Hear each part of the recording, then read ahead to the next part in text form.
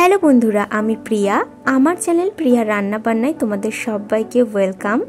আজকে আমি তোমাদের সঙ্গে শেয়ার করব ডালের বড়ি দিয়ে পাট শাকের রেসিপি। ভিডিওটি প্রথম থেকে শেষ পর্যন্ত দেখার অনুরোধ রইল। আশা করি খুব ভালো লাগবে, আর অবশ্যই কিন্তু এইভাবে একবার ট্রাই করো। চলো তাহলে আজকে আমার রেসিপিটি শুরু করা যাক। এখানে আমি এক আটি পাট শাক নিয়েছি। শাকটা পরিষ্কার করে বেছে ধুয়ে নেব। শাকটাকে বেছে কেটে ধুয়ে নিয়েছি। এবার আমি রেসিপিটি শুরু করব। গ্যাসে কড়াই বসিয়ে প্রথমেই আমি শাকগুলো কড়াইতে দিয়ে দিচ্ছি। সামান্য একটু লবণ দিয়ে শাকটা ভাপিয়ে নেব। এখানে এক্সট্রা কোনো জল ব্যবহার করব না। গ্যাসের ফ্লেমটা হাইতে রেখে ঢাকা চাপা দিয়ে শাকটা ভাপিয়ে নেব। তাতে শাকের যে এক্সট্রা জল আছে সেই জলটা শুকিয়ে যাবে, আর পাট শাক যেহেতু একটু শক্ত শক্ত হয়, সেদ্ধটা ভালো মতো হয়ে যাবে।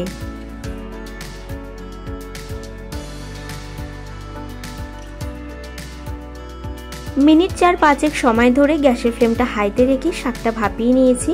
দেখো, শাকের যে এক্সট্রা জল ছিল সেই জলটাও শুকিয়ে গেছে, আর মোটামুটি 70% মতো শাকটা সেদ্ধও হয়ে গেছে। এবার আমি শাকগুলো একটা পাত্রে তুলে নেব।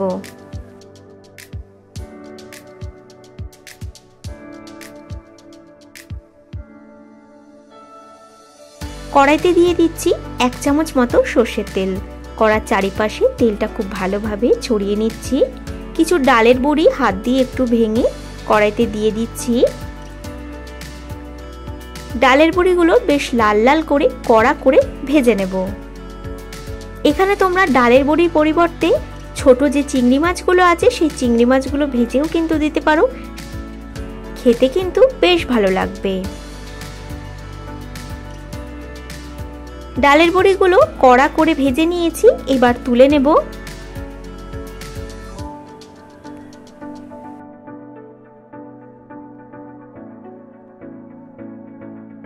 কড়াইতে দিয়ে দিচ্ছি আরো কিছুটা সর্ষের তেল। ফোড়নে দেব একটা শুকনো লঙ্কা। শুকনো লঙ্কাটা হালকা ভাজা ভাজা করে দিয়ে দেব বেশ কিছুটা রসুন কুচি। এই রান্নাটা রসুনের ফ্লেভারটা ভীষণ ভালো লাগে। গ্যাসের ফ্লেমটা হাইতে রেখেই রসুনটা হালকা ভেজে নেব।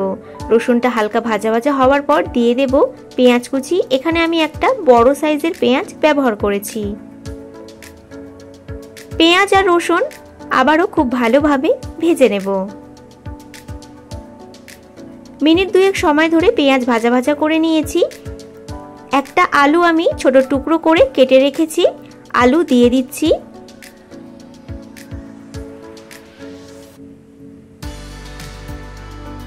দিচ্ছি সামান্য লবণ, সামান্য হলুদ গুঁড়ো, আর দিচ্ছি সামান্য কাশ্মীরি লঙ্কার গুঁড়ো। লবণটা একটু বুঝেই দিতে হবে, যেহেতু শাক ভাপানোর সময় লবণ দেওয়া হয়েছে। ভালোভাবে মিশিয়ে নিয়ে গ্যাসের ফ্লেমটা মিডিয়ামে রেখে আলুগুলো ভাজা ভাজা করে নেব। আলু 60 থেকে 70% সেদ্ধ হওয়ার পরেই কিন্তু শাক আমি এখানে ব্যবহার করব, যেহেতু শাক আগে থেকেই ভাপানো রয়েছে। বেশ কিছুক্ষণ সময় ধরে আলু ভেজে নিয়েছি। আলু মোটামুটি সেদ্ধ হয়ে এসছে। এবার আমি এর মধ্যে ভাপিয়ে নেওয়া শাকগুলো দিয়ে দেব।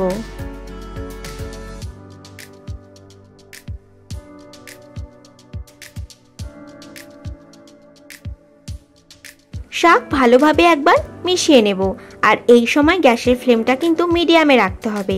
হাই ফ্লেমে রাখা যাবে না, তাহলে পুড়ে যাবে।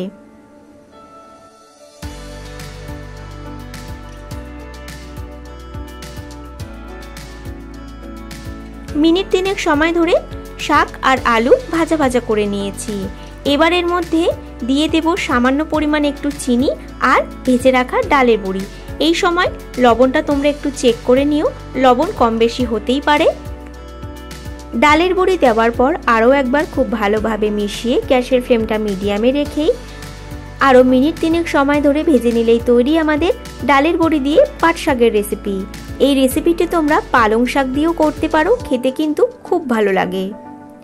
আমার এই রেসিপিটি যদি তোমাদের ভালো লাগে তাহলে লাইক কমেন্ট শেয়ার করে দিও, আর এইরকমই নিত্য নতুন রেসিপি পেতে আমার চ্যানেলটা সাবস্ক্রাইব করার অনুরোধ রইল। সবার আগে আমার ভিডিও নোটিফিকেশন পেতে পাশে থাকা বেল আইকনটা কিন্তু অবশ্যই প্রেস করে দিও। সকলে খুব ভালো থেকো, সুস্থ থেকো। দেখা হবে পরবর্তী ভিডিওতে, আর অবশ্যই কিন্তু এইভাবে একবার ট্রাই করো।